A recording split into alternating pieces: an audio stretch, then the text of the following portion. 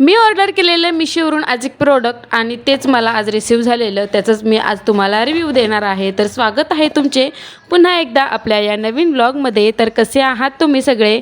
मी अपेक्षा करते की तुम्ही सगळे नेहमीप्रमाणेच मस्त आणि मजेतच असाल. तर जवळजवळ 4-5 दिवस तरी झाले असतील आणि मी हे प्रोडक्ट मागवलेलं, कारण मला जरा म्हणजे क्लिनिंग करायची होती आणि म्हटलं ते क्लिनिंग करायच्या आतच हे मला प्रोडक्ट रिसीव होईल तर बरं होईल, असंच माझं चालू होतं. आणि आज सकाळीच हे म्हणजे प्रोडक्ट मला रिसीव झालेलं.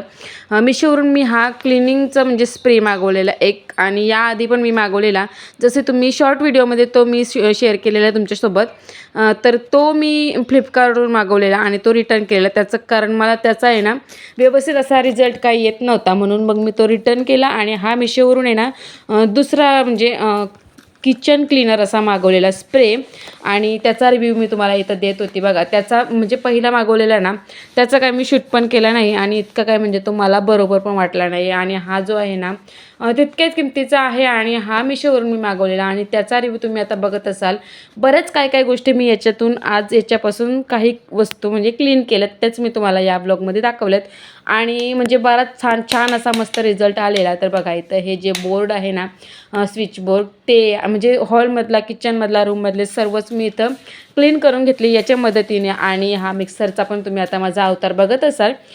तो पण मिक्सर आहे ना म्हणजे मस्त असा एकदम फक्त स्प्रे करायचा आणि सुक्या कपड्याने फिरवून घ्यायचा. फक्त 5 मिनिटं थांबायची, आणि तितकं पण नाही थांबलं ना तरी पण चालेल. जास्त काही डाग नसतील ना, जास्त दिवसाचे काही डाग नसतील ना, तर 5 मिनिटं थांबून म्हणजे लगेचच पुसून काढलं ना सुक्या कपड्याने तरी निघतं. पण जे जास्तच एकदम जुनाट डाग असतील ना, तेलकट चिकट असे, तर ते थोडं 5-10 मिनिटं ठेवून व्यवस्थित असं पुसून घेतलं ना फक्त सुक्या कपड्याने, तरी पण असं नव्यासारखं डायरेक्ट वस्तू दिसते बघा. आता हा मिक्सर पण माझा बराच म्हणजे आपला चटण्या वगैरे काय करताना ओलं आपलं ग्रेव्ही काय बनवायची असेल ना, प्युरी टॉमॅटोची म्हणा, किंवा तुपाचा पण मला जास्त करून मिक्सरवर काम असतं. लोणी जो करते ना मी लोणी साईपासून, तर तो पण मी मिक्सरवरच करते आणि त्याच्यामुळे पण बराच माझा मिक्सर घाण होतो. तर त्याच्यामुळे, आणि म्हणजे आता मला हाच क्लीन करायचे होते. बऱ्याच 4-5 गोष्टी होत्या, आता जसं तुम्हाला मी व्लॉगमध्ये दाखवेनच. आणि हा एक बघा फिल्टर जो माझा आहे ना आरोचा, तो त्याच्यावरती पण बघा दररोज, आणि तसं बघितलं तर जेव्हा मी पूर्ण क्लिनिंग करते ना किचनची, सर्व भांडी वगैरे घासते ना, तेव्हाच मी पण हा पण मी साफ करते तेव्हाच दररोज. आणि त्यातून काय माझ्याच्याने हा होत नाही. आणि तो पण जाम आहे ना असं म्हणजे ओट्यावरच आहे ना, आपल्या भाजीच्या फोडण्या वगैरे, तेलकट म्हणा, सर्व वाफ वगैरे जाऊन त्याच्यावरच बसते आणि पूर्ण चिकट असं झालेलं तुम्ही आता बघत असाल. फक्त स्प्रे केला मी आणि एका सुक्या कपड्याने मी तो पुसून घेतला, आणि तुम्ही बघत असालच लगेचच हा म्हणजे पुसून घेतलेला, तरी पण एकदम क्लीन असा निघालेला. आणि पहिल्यांदाच मी हा सगळा म्हणजे पहिल्यांदाच मी स्प्रे केलेला ना, माझ्या तर मते आहे ना, मी 1-2 वेळेला हा पूर्ण स्प्रे करून 4-5 दिवसांनी पूर्ण म्हणजे किचन परत एकदा हा स्प्रे करून म्हणजे क्लीन केला ना, एकदम चकाचकच होईल माझा. पण माझा आता इथं पटपट काही गोष्टी, बऱ्याच गोष्टी मला क्लीन करायच्या होत्या, म्हणून मी म्हणजे थोडं करून माझं इथं क्लीन करून घेतलेलं. आणि हा जो साईडला तुम्ही बघता ना बॉटल टाईप फिल्टरचाच तो असतो तो, आणि त्याच्यावर पण तुम्ही बघत असाल आता किती कालपट अशी धूळ वगैरे बसलेली, पण तो पण मी सर्व याच्यानेच क्लीन करून घेतलेला. बऱ्याच गोष्टी म्हणजे मला आहे ना ही स्प्रे करायचा आणि पुसायचं मज्जाच वाटत होती. तशी तर क्लीन करायला आपल्याला म्हणजे किती मजा येते तुमच्याहून तुम्हीच अंदाज करा. पण मला आहे ना फक्त म्हणजे स्प्रे करायचा आणि पुसून घ्यायचं. म्हणजे माझा असा प्रयत्न चालू होता की मी घरभर पूर्ण बघत होते की कुठं डाग आहेत आणि हे पण याच्यात निघतात का, असंच माझं बहुतेक दुपारपर्यंत माझं असंच चालू होतं. जेवणाला पण माझ्या दुपारच्या लेट झालेली त्याच्यामुळं, आणि माझं क्लीन करण्याचंच काम चालू होतं. मज्जाच म्हणजे लहान मुलांसारखे खेळण्याचंच काम चालू होतं आणि एकदम क्लीन पण निघत होतं बघा. आता तुम्ही हे ना किती धूळ बसलेली त्या बॉटल्यावर, त्या बॉटलवर, जे फिल्टरचा बॉटल दिसतोय ना त्याच्यावर, पण तो आहे ना जरा म्हणजे असा एकदम सरळ अशी वस्तू आहे. आता फिल्टर कशी काचती सरळ आहे, त्याच्यामुळे पटकन असं स्प्रे मारून निघाला. हे कसं जरा असं वर खाली असं स्क्रूचं वगैरे आहे ना, तरी पण बऱ्यापैकी म्हणजे निघालं. आणि अगोदर खूपच असा कालपट होता. पण बघू आता परत एकदा स्प्रे करीन ना मी 2-3 दिवसांनी, तेव्हा पूर्ण त्याला चकाचक करून काढीन. आणि ही जी किचनची खिडकी आहे ना ती पण एकदम आपली म्हणजे अशी तेलाचे डाग म्हणा किंवा कशाचे डाग म्हणजे त्या काचेवर उडलेले होते. आणि पूर्ण ही खिडकीचा जो मार्बल आहे ना तो पण चिवट झालेला, कारण जवळच माझी गॅस आहे आणि फोडणीचा वगैरे पूर्ण त्याच्यावरच निघून जातं ती वाफ. आणि जे साखरेचे वगैरे डबे मिठाचे ते पण त्याच्याने पूर्ण भरूनच गेले. आणि गॅसचा अवतार तर तुम्ही आता बघतच असाल. गॅस माझी या गॅसला आहे ना बरेच वर्ष झालेत. आणि याच्या आधी ना म्हणजे मी जास्त करून तसं बघितलं तर फक्त नॉनव्हेज जर आता आज नॉनव्हेज केला आणि उद्या जर उपवास असेल ना, म्हणजे रविवारी नॉनव्हेज केला तर उद्या उपवास असेल ना, तरच मी म्हणजे 2-3 दिवसांनी तारेने पूर्ण गॅस घासते. मी दररोज काय तारेने आणि म्हणजे गॅस साफ करत नाही. ज्या दिवशी नॉनव्हेज असेल ना आणि दुसऱ्या दिवशी उपवासाचा दिवस असेल ना, तेव्हाच मी गॅस मस्त असे तारेने घासते. आणि बरेच वर्ष झालेत नाही या गॅसला, त्याच्यामुळं इतके पण काही डाग नाही निघालेत, पण बऱ्यापैकी निघालेत. आता तुम्ही बघत असाल अगोदर कसा गॅसचा अवतार होता आणि आत्ताचा पूर्ण किचन ओटाच मी तर क्लीन करून घेतलेला बघा. आता हा तुम्ही ग्लासमध्ये जो बघत असाल ना, तो माझा जुगाडू स्टँड आहे. सुरुवातीला मी तो ऑनलाईन मागवलेला होता, पण त्याचा तरी पण मी जुगाडू यूज करते. आणि इकडे बघा आईने या वालाच्या शेंगांचे दाणे माझ्यासाठी सोलून ठेवलेले, कारण मला त्यांचीच भाजी बनवायची होती. आणि इकडे बघा पूर्ण किचन मी म्हणजे माझी सकाळ पूर्ण याच्यातच गेलेली आणि पूर्ण म्हणजे मज्जा पण आलेली आणि मस्तच वाटत होतं पूर्ण. जरा किचन एकदम चकचकाट वाटलं ना का जरा किचनमध्ये आल्यानंतर म्हणजे जेवण वगैरे बनवताना पण मस्त असं म्हणजे प्रसन्न प्रसन्न वाटतं. आणि इतक्या स्वच्छ किचनवर जरासं तरी आपल्याला पाणी जरी सांडलेलं दिसलं ना, तरी पण ते काय आता जमणं म्हणजे जास्त करून जमत नाही. तो थोडासा जो ओला वाटत होता ना, तो पण मी पुसून घेतला. पण आता तो किती वेळ इतका चकाचक किचन ओटा राहील ना, ते मी इमॅजिन नाही करू शकत. कारण लगेच जेवण वगैरे आपण बनवायला घेतलं की पूर्ण आहे तसंच ओटा पूर्ण भरून जातो. असं तर बघा मग सर्व आपलं सकाळची कामं पण मी आवरून घेतलेली. आणि संध्याकाळच्या वेळेला ना जरा म्हणजे खोकलाच येत होता माझा. बरेच दिवस झालं, 7-8 दिवस तरी झाले. खोकला काय बराच होत नव्हता, म्हणजे असा काही तेलकट पण खाल्लं नाही आणि म्हणजे असं थंड वगैरे पण काय पाणी वगैरे काय पिलं नाही. पण ज्या हवामानामुळे ना खोकला झाले ना, तो बराच वाटत नव्हता. म्हणून मग मी गेलेली दवाखान्यात. आमच्या म्हणजे इथल्या शेजारच्या गावात छोटंसंच क्लिनिक आहे, तिथे गेलेली आणि बऱ्यापैकी मला तिथं फरक पडतो. आणि इकडे बघा आजच्या दिवसाची म्हणजे आज मला संध्याकाळी जेवल्यानंतर इतक्या साऱ्या गोळ्या आणि हा एक औषध दिलेला खोकल्याचा, त्याच्याच्यानंच माझा आज दिवसाचा शेवट झालेला. आणि हा जो तुम्ही सोबतचा त्याच्या ब्लॉग बघताय ना, हा आहे त्याच्या दुसऱ्या दिवसाचा. दुसऱ्या दिवशी सकाळी मी म्हणजे असंच नाश्त्यामध्ये मुलांना सुट्टी होती ना, तर काहीतरी नाश्त्यामध्ये वेगळं बनवायचं म्हणून मला इथं आज बनवायचे होते अप्पे. काव्याने दिवशीच रात्री सांगितलेलं की मम्मी मला आज अप्पे खायचे आहेत. आणि जियांशला तर माहितीच नव्हते, जियांशने अजूनपर्यंत तरी अप्पे खाल्ले नव्हते. म्हणून मग म्हटलं बनवावं. आणि इतकं पण काय बनवायला जास्त झंझट नव्हतं. आणि मग त्यासाठीच माझी इथं तयारी चालू होती. इथं पहिल्यांदा मी रवा, दही, पाणी आणि मीठ इतकं टाकून व्यवस्थित असं भिजत ठेवलेलं.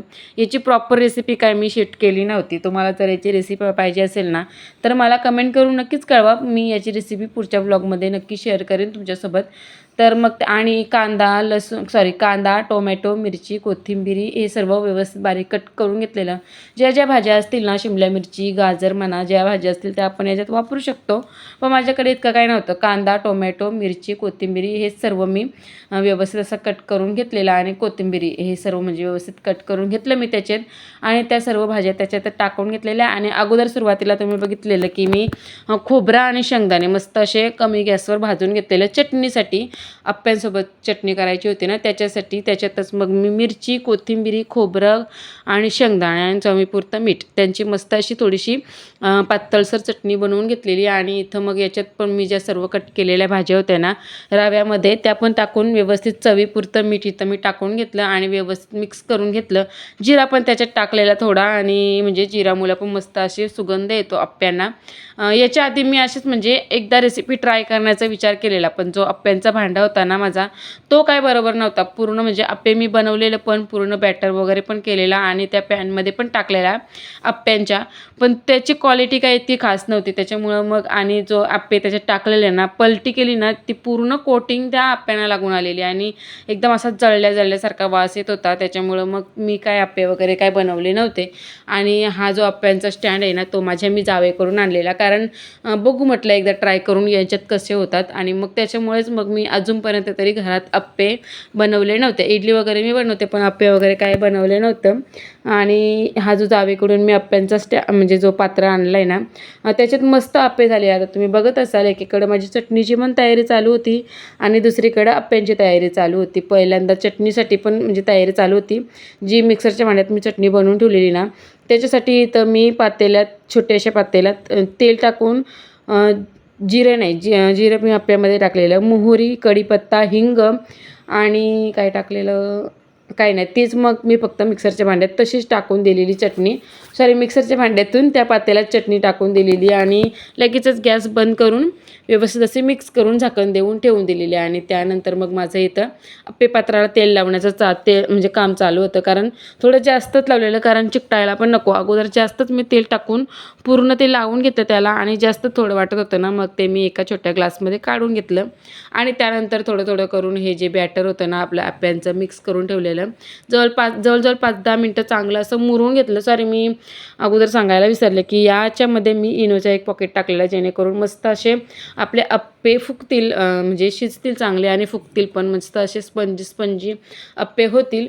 तर मी इनो टाकून पण व्यवस्थित असा मिक्स करून घेतलेला. आणि आता तुम्ही बघत असाल माझी इथं चटणीची तयारी चालू होती आणि याची रेसिपी मी तुम्हाला अगोदरच सांगितलेली. चला तर मग व्हिडिओ कंटिन्यू करा यापुढे.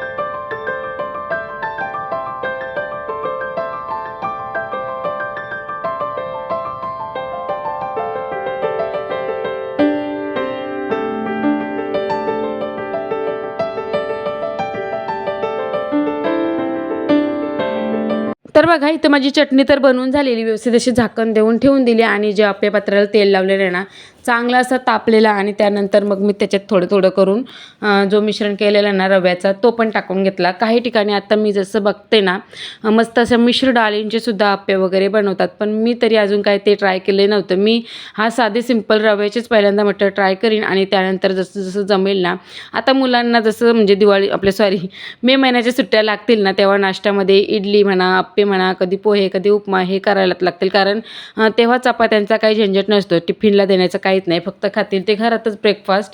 आणि तेव्हा माझं काय काय वेगवेगळं रेसिपीज बनवण्याचं होईलच. तेव्हा मग म्हटलं मिश्र डाळींचे जे आप्पे असतात ना ते ट्राय करीन, जे आता सध्या सिंपलच असं रव्याचे आप्पे बनवण्याचं काम माझं इथं चालू होतं. तर बघा व्यवस्थित असं टाकून मी झाकण देऊन वाफ देऊन ठेवलेलं, कमी गॅसवरच व्यवस्थित असे आतून बाहेरून खरपूस आणि आतून सॉफ्ट असे आप्पे भाजण्याचा माझं इथं काम चालू होता. आणि चटणीचं पण म्हणजे थोडंसं मला एकदम जाड वाटत होती, म्हणून परत त्याच्यात थोडं पाणी टाकून परत म्हणजे झाकण देऊन ठेवून दिलं. आणि इथं बघा माझं आता सध्या जास्त म्हणजे सारखं हे आप्पेपात्राचं झाकणच काढणं चालू होतं, झालेत का आपले व्यवस्थित आप्पे असं. म्हणजे पहिल्यांदाच मला वाटलेलं की म्हणजे मला असं वाटत होतं की त्या भांड्यात कशी कोटिंग लागलेली तशीच याच्यात नाही लागेल तर बरं आहे, कारण बरंच मी मिश्रण ते म्हणजे मिक्स करून ठेवलेलं आणि तितकं मग मिश्रण वाया गेलं असतं. म्हणून म्हटलं बघू दे पहिल्यांदा, नाही तर मग इडलीच्या पात्रात आपले सरळ इडल्यांच्या म्हणजे साईजच्या हे बनवून घ्यावा.